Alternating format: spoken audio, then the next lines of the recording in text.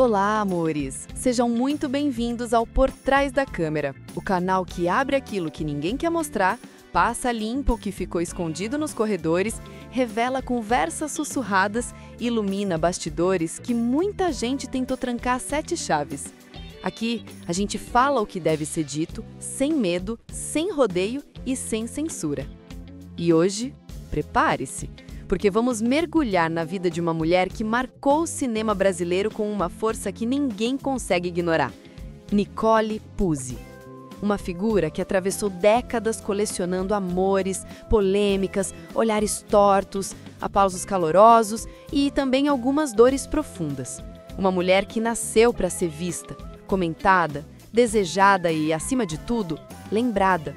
Essa é a história de Nicole, contada no meu estilo. Daquele jeito que você conhece, direto, quente e cheio de detalhes. Nicole nasceu no Paraná, em 1958, no interior, em Floraí, em uma família de fazendeiros, tradicional, conservadora, cheia daqueles códigos antigos de moral e comportamento. Mas desde muito cedo, todo mundo percebia. Aquela menina tinha olhos que buscavam o mundo, não a cerca da fazenda. Era inquieta, curiosa, cheia de energia e com um certo ar de quem já sabia que não tinha nascido para viver dentro de limites. E foi assim que, aos 17 anos, tomou uma decisão que mudaria a sua vida inteira: sair de casa e tentar a vida em São Paulo. E olha, essa é daquelas decisões que não tem meio termo. Ou muda tudo, ou destrói tudo. No caso de Nicole, mudou. Mudou radicalmente. Em São Paulo, ela chegou como tantas outras meninas que vinham do interior, cheia de sonhos, pouca grana e muita coragem. Começou trabalhando como modelo, depois fazendo shows, apresentações com grupos, até participar de humorísticos com os Trapalhões. Era um começo humilde, mas já chamava atenção. Nicole tinha presença, tinha atitude, tinha carisma e tinha beleza. Daquelas belezas que não eram só físicas, mas também comportamento, energia, postura. Era uma combinação explosiva. Não demorou para que ela fosse parar na famosa Boca do Lixo, a região da Santa Efigênia, onde produtores, diretores, atores, fotógrafos e técnicos formavam um universo próprio do cinema brasileiro. Ali se produzia de tudo, mas principalmente um tipo de filme que estava em alta, a pornochanchada.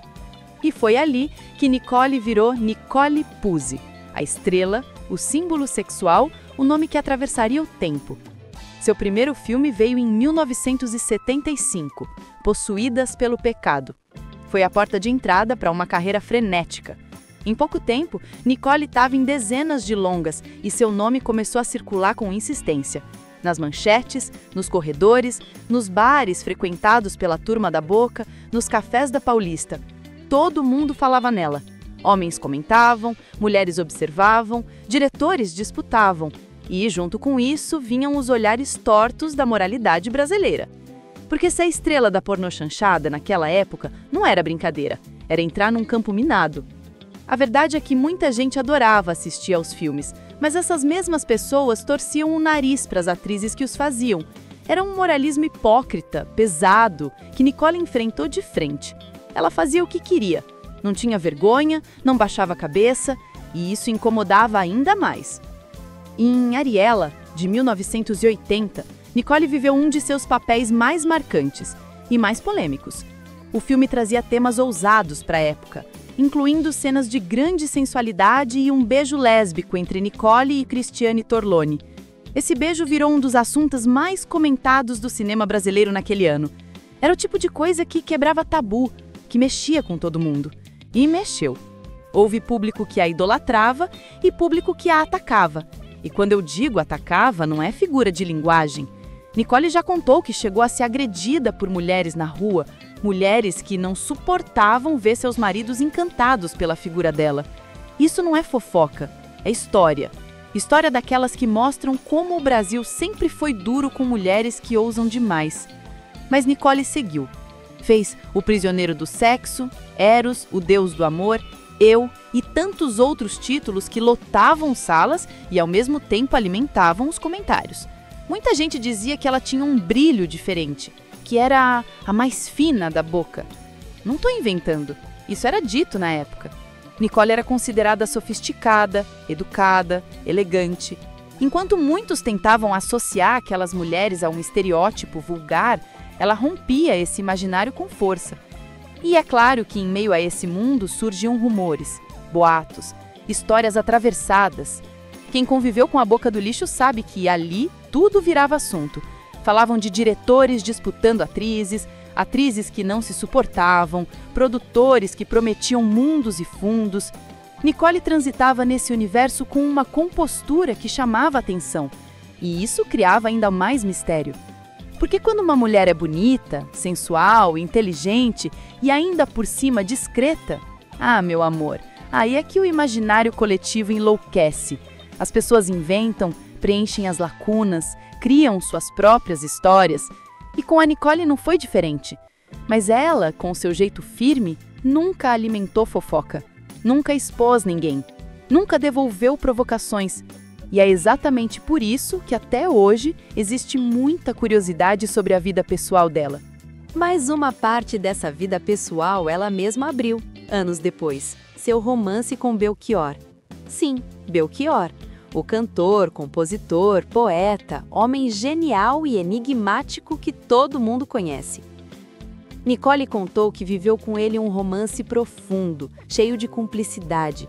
Disse que ele era irônico, inteligente, divertido e que deixou saudade. Essa relação trouxe ainda mais camadas à imagem dela, porque Belchior não era um homem fácil, era intenso, denso, inquieto e se envolveu com Nicole num período em que os dois estavam em plena ebulição artística. A relação não teve escândalos e talvez justamente por isso chama tanta atenção. Era uma relação de bastidores, discreta, mas verdadeira.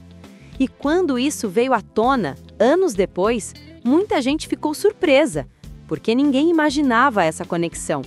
Belchior, com aquele ar de poeta beat, e Nicole, símbolo sexual da pornochanchada. Mas é aquela coisa, as pessoas criam estereótipos e esquecem que artistas são complexos, imprevisíveis, contraditórios e, por isso, tão fascinantes.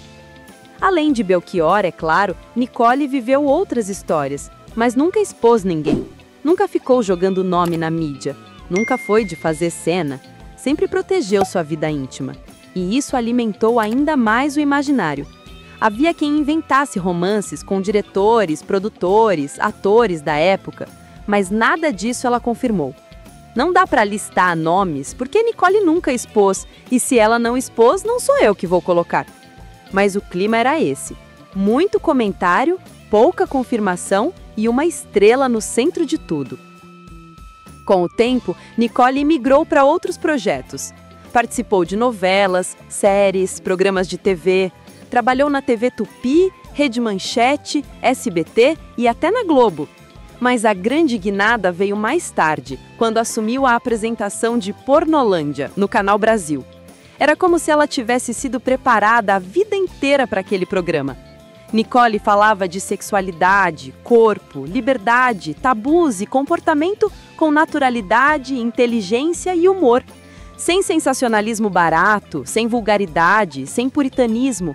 Uma mulher de 50, 60 anos falando de sexo com mais liberdade do que a maioria dos jovens. Era revolucionário. E ao mesmo tempo em que era porta-voz de debates importantes, Nicole sentia no corpo e na carreira o peso do preconceito contra artistas mais velhas. Falou disso abertamente. Disse que o Brasil descarta atores idosos, como se eles não tivessem mais valor. E olha, ela tem razão. A indústria aqui trata talento como se tivesse prazo de validade, e isso é uma grande injustiça. Nicole poderia ter se aposentado, sumido dos holofotes, vivido uma vida discreta, mas não. Continuou trabalhando, escrevendo, falando, expondo pensamentos. Publicou o livro A Boca de São Paulo, uma verdadeira viagem pelos bastidores da Boca do Lixo, com histórias, memórias, personagens reais daquele período efervescente. O livro revela muito, mas também preserva muito, porque Nicole sabe exatamente o que contar e o que guardar. E nesse ponto da vida, ela começou a falar mais sobre si mesma, suas escolhas, sua sexualidade. declarou ser demissexual, alguém que precisa de conexão emocional para sentir atração. Isso desconstruiu mais um rótulo que colocavam nela. Nicole não era a femme fatale que queriam que ela fosse. Era uma mulher sensível, espiritualizada, seletiva, introspectiva. Era o oposto da imagem de fantasia que projetavam. Hoje, ela prefere viver sozinha, gosta da própria companhia. Diz que não quer alguém morando com ela. E isso desmonta qualquer narrativa romântica idealizada. Nicole não é uma mulher procurando aprovação. Não quer se adequar. Nunca quis. Mas, claro, isso não apaga os dramas. Agressões sofridas no passado, preconceito, assédio, julgamentos pesados. Ela pagou um preço alto por ser quem era, mas também conquistou respeito. E esse respeito veio justamente porque ela nunca cedeu. Não se deixou apagar pelo moralismo, não pediu desculpas por seus papéis, não renegou sua história. Pelo contrário, ela celebra sua trajetória, mesmo com todas as cicatrizes. O legado de Nicole é enorme. Mais do que uma musa da pornochanchada, foi pioneira, quebrou barreiras, abriu caminhos, viveu intensamente e sobreviveu a um dos períodos mais contraditórios da cultura brasileira. E até hoje desperta curiosidade, porque algumas mulheres não envelhecem, elas se transformam em lenda. E a verdade é essa: poucos nomes da boca do lixo atravessaram o tempo com tanto estilo, tanta lucidez e tanta força quanto Nicole Puzzi. Ela viveu romances, teve amores marcantes como Belchior, enfrentou preconceitos violentos, protagonizou polêmicas como o beijo com Cristiane Torloni em Ariela, virou símbolo sexual no auge da repressão moral e, mesmo assim, manteve dignidade, inteligência e coragem. Uma mulher rara. E essa é a Nicole que o Por Trás da Câmera traz para você hoje. Sem invenção, sem lenda, só a verdade, mas narrada com aquela esparca que você sabe bem que eu tenho. Porque algumas histórias não precisam ser exageradas para serem escandalosas. Elas já são, por natureza, intensas demais. E você, já conhecia toda a história da atriz Nicole Puzzi? Nos conte nos comentários. Não esqueça de se inscrever no canal e deixar o seu like. Até a próxima!